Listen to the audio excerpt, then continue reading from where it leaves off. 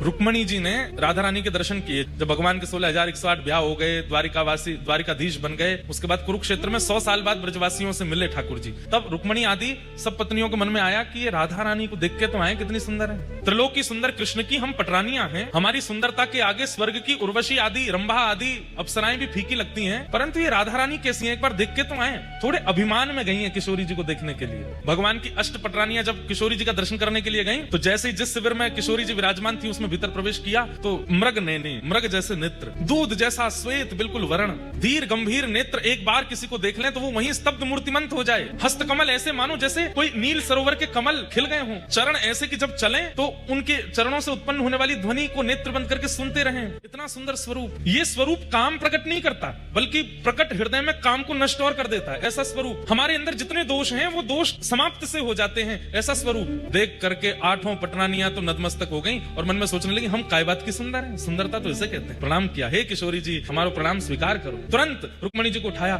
मैं राधा रानी नहीं हूं, मैं तो दासी हूं। राधा रानी भीतर है, किशोरी जी तो भीतर विराजमान है। 8 में से 4 तो वहीं से लौट गए। बोले जब दासी की सुंदरता हमसे सहन नहीं हो रही है, किशोरी जी को कहां देखेंगे। 4 ने प्रयास किया और भीतर गई, तो बाहर जिसे देखा उससे भी अतीत सुंदर। बाहर वाली की सुंदरता तो दोष नष्ट कर रही थी, अंदर जिसको देखा उससे दोष नष्ट तो हुए बल्कि गुण प्रकट होने लगे।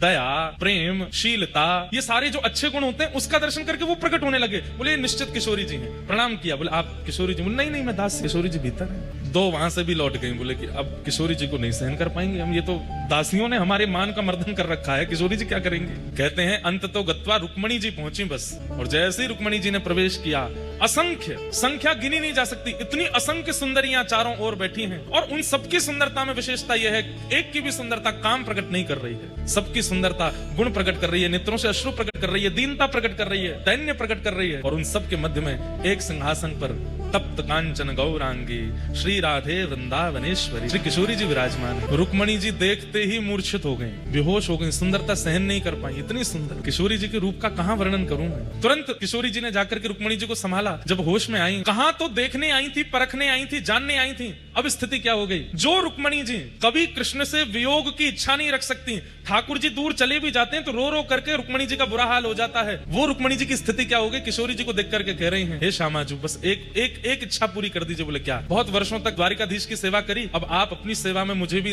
दासी बना लें और अपने साथ बरसाने ले चलो, हम द्वारिका को प्रणाम करके आपकी शरण में बरसाने चलें। तब किशोरी जी ने हृदय से लगाया, नहीं, हमारे प्राण आपके पास हैं, उनकी सेवा आपको करनी है, और जब समय होगा तो हम आपको स्मरण कर लेंगे। जब बाहर रुक्मणी जी निकल करके आई तो कहते हैं 2 दिन तक तो मौन ही रही, बोली ही नहीं, बस नेत्रों से अश्रुपात और ध्यान में बैठी हैं किशोरी जी। इतना सुंदर स्वरूप।